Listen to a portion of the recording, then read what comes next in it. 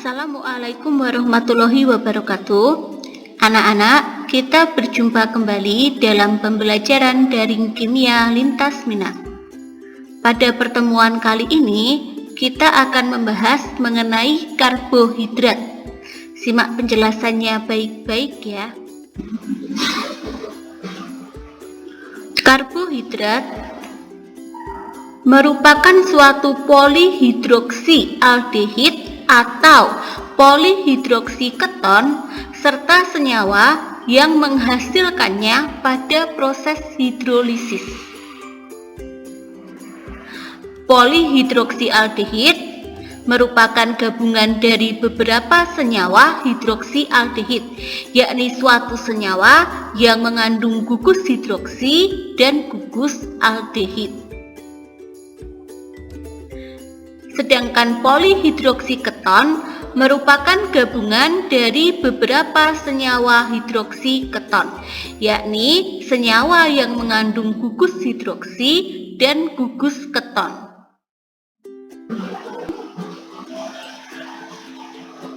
Struktur senyawa karbohidrat dapat ditentukan dengan cara Fischer atau struktur Fischer maupun struktur Howard.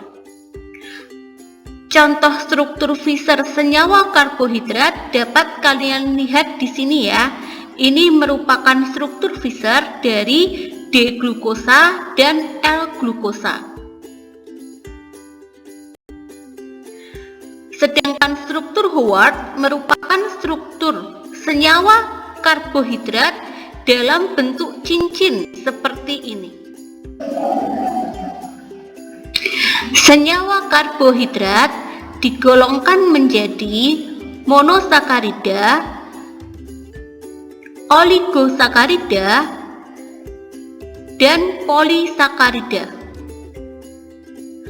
Monosakarida merupakan senyawa karbohidrat yang terdiri dari satu satuan molekul polihidroksialdehid atau polihidroksiketon. Contoh monosakarida yang terkenal adalah glukosa, fruktosa, dan galaktosa. Kemudian oligosakarida merupakan senyawa karbohidrat yang terdiri dari 2-8 molekul monosakarida. Contoh oligosakarida yang terkenal diantaranya sukrosa, laktosa, maltosa, dan rafinosa. Sedangkan polisakarida merupakan senyawa karbohidrat yang terdiri dari ratusan hingga ribuan monosakarida, baik yang sejenis disebut homopolisakarida maupun yang berlainan jenis atau tersisipi gugus fungsi lain disebut heteropolisakarida. Contoh polisakarida yang terkenal diantaranya amilum, glikogen, dan selulosa. Sekarang kita akan mengenal lebih lanjut contoh-contoh senyawa monosakarida yang terkenal. Yang pertama adalah glukosa. Senyawa glukosa mengandung gugus aldehid, karenanya dikenal dengan aldoheksosa. Glukosa ditemukan dalam buah-buahan. Kemudian ada fruktosa. Senyawa fruktosa mengandung gugus keton, karena itu dia disebut sebagai ketoheksosa atau ketosa. Fruktosa terdapat dalam buah-buahan, madu, dan tebu. Kemudian ada galaktosa yang mengandung gugus aldehid. Jadi dia juga tergolong sebagai aldoheksosa, sama seperti glukosa. Sekarang kita akan mengenal lebih lanjut disakarida yang terkenal. Yang pertama adalah sukrosa, Sukrosa terdapat dalam tebu, buah-buahan, dan bit. Reaksi hidrolisis sukrosa akan menghasilkan glukosa dan fruktosa. Kemudian ada laktosa yang terdapat dalam susu. Reaksi hidrolisis laktosa akan menghasilkan glukosa dan galaktosa. Kemudian ada maltosa yang tidak terdapat di alam, tetapi diperoleh dari hidrolisis amilum dengan bantuan enzim diatase. Hidrolisis maltosa akan menghasilkan 2 molekul glukosa.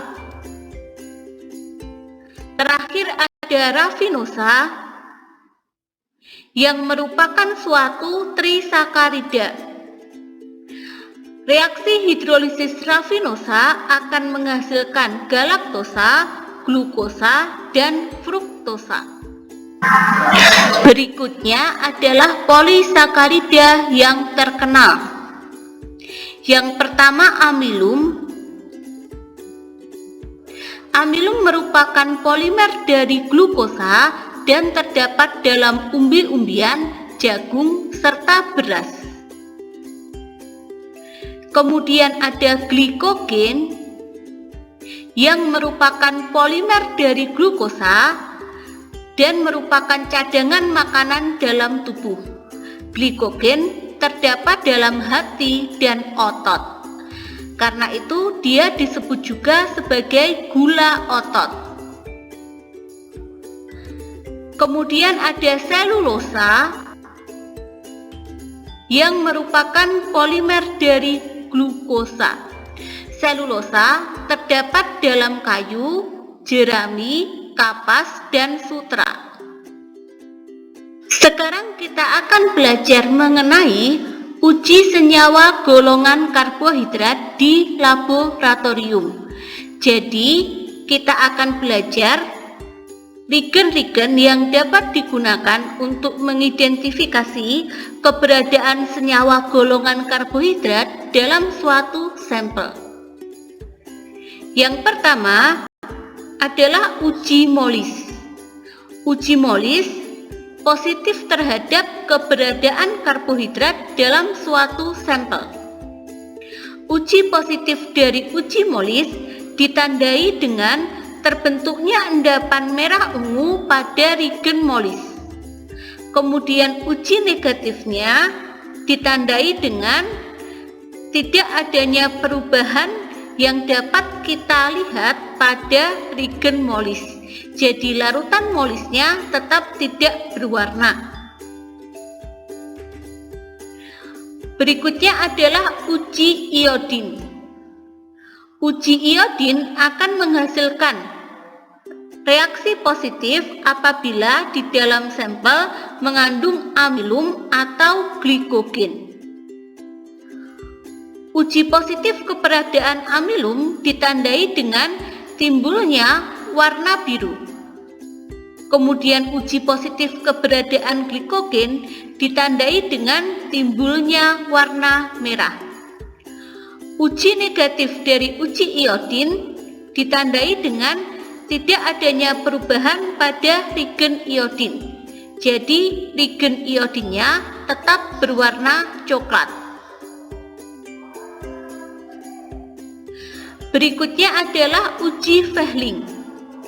Uji Fehling positif terhadap glukosa, fruktosa, maltosa, atau laktosa.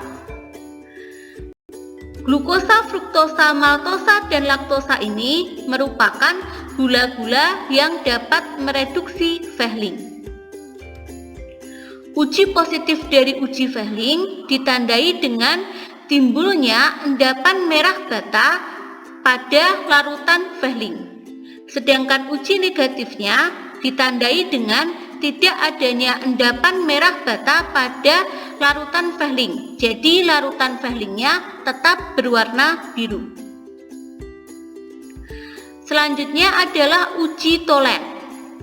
Uji Tholen positif terhadap gula-gula yang dapat mereduksi Fehling, yakni glukosa, fruktosa, maltosa, dan laktosa.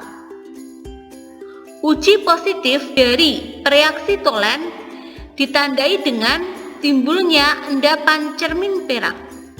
Sedangkan uji negatifnya ditandai dengan tidak terdapatnya endapan cermin perak dan reaksi Tholennya tetap tidak berwarna.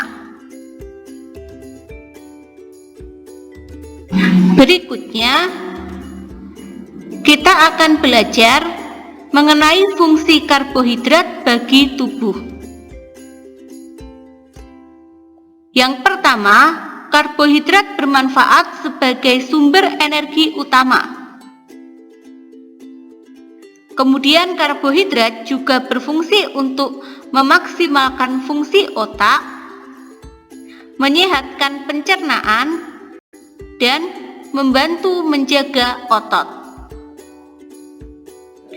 Nah anak-anak, sekian pembelajaran daring kimia hari ini. Terima kasih atas perhatiannya. Wassalamualaikum warahmatullahi wabarakatuh.